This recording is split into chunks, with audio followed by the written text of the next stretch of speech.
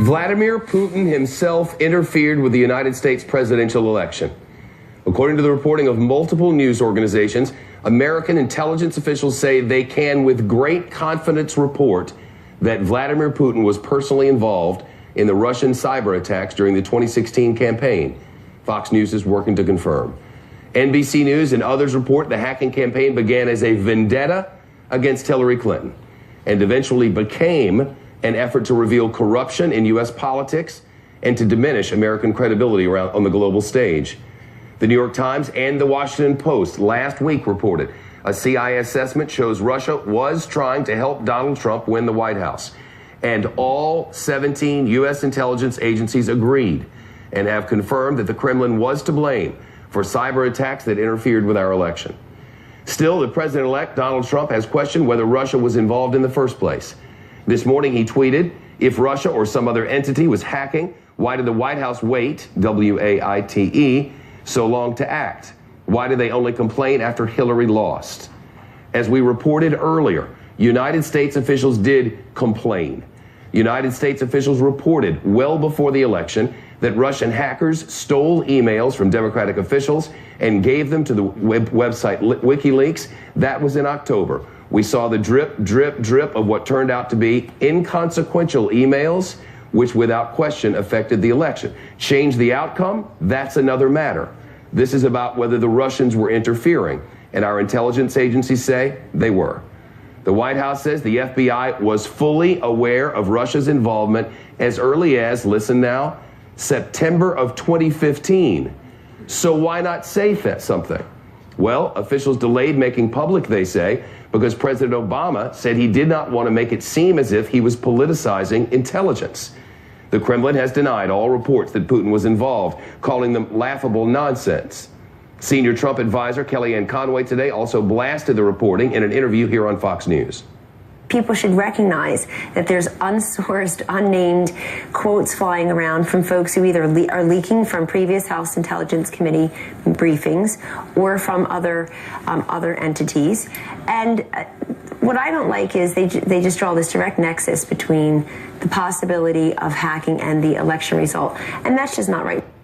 Conway also slammed the White House press secretary Josh Earnest for comments he made about Donald Trump. Earnest yesterday suggested Trump may have known Russia was involved in the cyber attacks and accused Trump of encouraging the Russians to target Clinton, which he did. That was in reference to this comment from Trump back in July. Russia, if you're listening, I hope you're able to find the 30,000 emails that are missing. I think you will probably be rewarded mightily by our press. There was much more. Donald Trump later said all of it was sarcasm.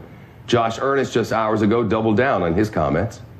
I don't think anybody at the White House thinks it's funny that an adversary of the United States engaged in malicious cyber activity to destabilize our democracy. That's not a joke. Nobody at the White House thought it was a joke. Nobody in the intelligence community thought it was a joke.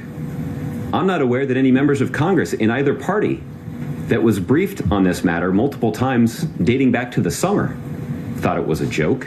An investigation oncoming, bipartisan. President Obama has ordered intelligence officials to complete a full review of the cyber attacks before he leaves office. And the Republican Senate Majority Leader, Mitch McConnell, says Congress will also investigate the hacking claims. Our chief intelligence correspondent, Catherine Herridge, live in Washington. Catherine. Well, Shep, with at least 4 investigations on Capitol Hill and the full review requested by President Obama, a former senior intelligence official said the probes are creating a paper trail that will make it harder for Mr. Trump and the Russian president to build a close relationship after January 20th. The White House spokesman dodged questions today on whether this October statement by the intelligence community blaming Moscow was really code for Putin. The reference to senior-most officials in Russia would lead me to conclude that based on my personal reading and not based on any knowledge that I have that may be classified or otherwise, it's pretty obvious that they were referring to the senior-most government official in Russia. Cybersecurity specialists say the leaking of emails from the DNC and the Clinton campaign appears to be what's called information warfare, or simply propaganda designed to influence American public opinion. And as you noted, Shepard, Homeland Security reported no evidence that hackers actually got into the voting system and changed those results as well. Shep. How are lawmakers in the House handling this, Catherine? Well, the Republican chairman of the House Intelligence Committee requested an urgent briefing today, but late yesterday it was canceled after the CIA said they would not participate and provide a briefer. And the FBI, NSA, and the Office for the Director of National Intelligence, which has oversight for the agencies, did not respond to the request. Devin Nunes, who is also part of the Trump transition team, writes, "The committee is deeply concerned that intransigence in sharing intelligence with Congress can enable the manipulation of intelligence for political purposes. The committee will continue its efforts and will insist that we receive all the necessary cooperation from the relevant leaders of the intelligence community." And today, a Republican committee member said that they have not been briefed on any new intelligence that changes the picture from the October statement. I've been in briefing after briefing, and even in the public statements, the Director of National Intelligence, the Director of the FBI have all said that they don't know what the motive is. If there is a motive, it was just to disrupt the election, not to prefer one candidate over the other. For context, it is unusual for a senior committee with jurisdiction to be turned down by the intelligence agencies. The nation's spy chief put out a statement late yesterday saying there would be no briefings until the president's review has been concluded. Shepard. Catherine Herridge in Washington. Catherine, thank you. Let's turn to John Bussey now, the associate editor for the Wall Street Journal. This is not about partisan politics internally in the United States. This is about an adversary of the United States interfering in our election, and both sides of the political aisle in Congress want to know more. Yeah, that's right. And we have to remember, this is an adversary of the United States. We're not on the same page with Russia on a number of issues. And this topic of Russia's interference in the election process goes back months now, to before the election when it was discussed, to after the election when even more data points came out.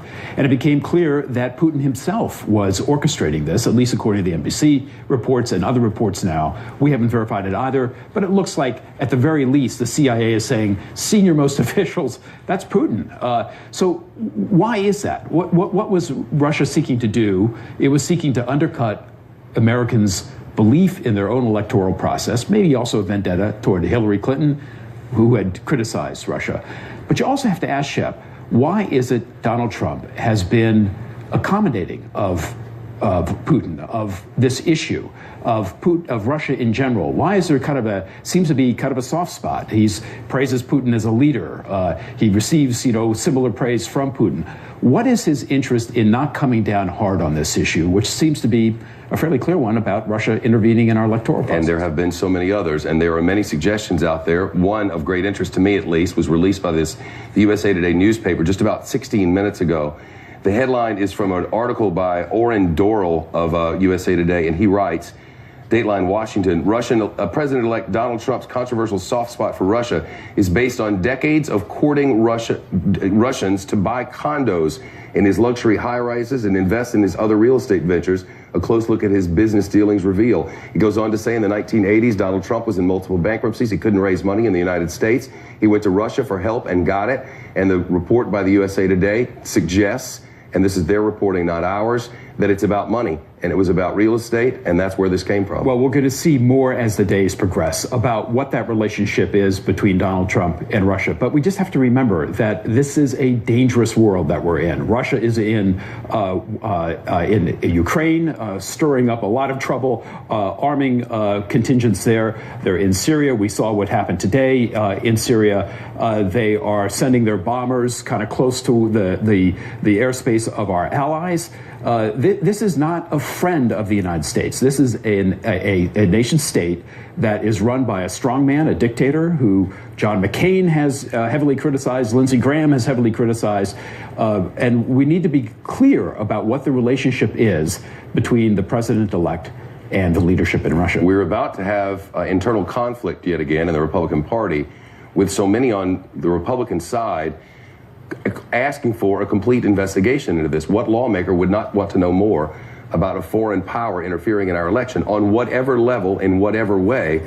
That's unacceptable historically in America. I can't imagine a world where that would become acceptable. Yeah, that's true. At the same time, the politicians of Washington are trying to figure out their relationship with this new president. They don't want to get on the wrong side of him. They want to kind of stand up for their principles, but they also have to be aware that he's now leading the party and leading the government. And so how far will they push against that? Look, at a minimum, we have questions about the undercutting of the integrity of U.S. elections. We have Donald Trump criticizing the CIA for the report about Russia's involvement in those elections. So undercutting the integrity of the intelligence community as well by a just elected president. These are issues that are going to be with us for months, if not years, into this new presidency. Well, we have some breaking news. John Bussey from the Wall Street Journal. Thanks.